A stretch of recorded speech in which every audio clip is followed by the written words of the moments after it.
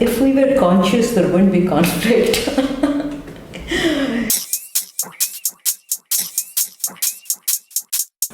Yeah, so there's different types of conflict that we have. I would say there's a big difference between interpersonal conflict and conflict, which is a bit maybe not the right word, but topics where the community cannot figure out how to move forward. You could call it a conflict, a contentious issue, or an organizational issue.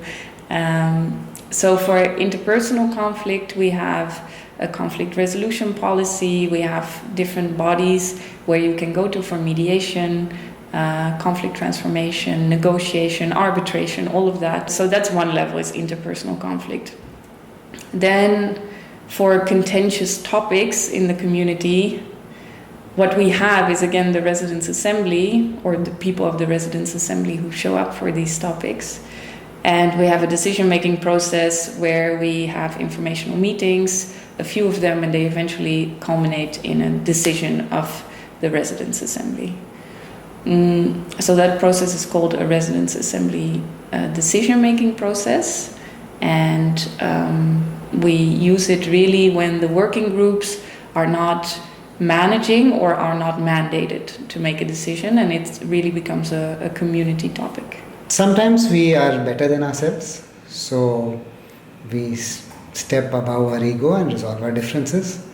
Sometimes we have mechanisms within Auroville. For example, we have conflict resolution groups which will step in and mediate and get people to have conversations and move forward.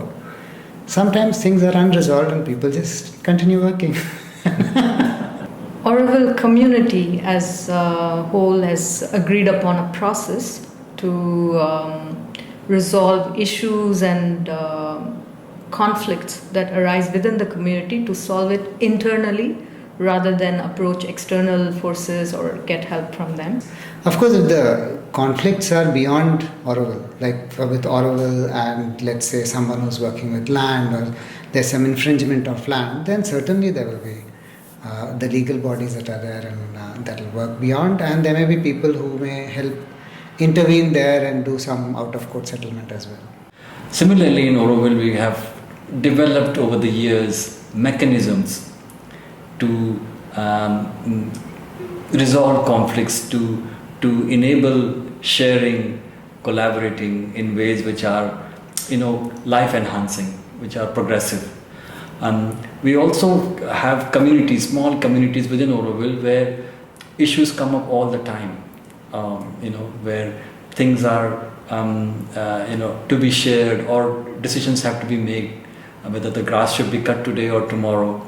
So a lot of conversations happen, a lot of discussions, dialoguing and interactions become a very key component in solving some of these conflicts.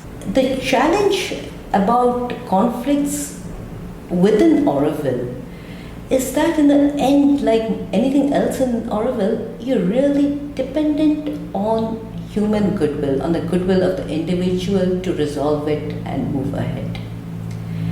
And that is both the beauty and the curse about this place. It's the beauty about this place because it really gives you that opportunity to take a step in your life, to go beyond yourself.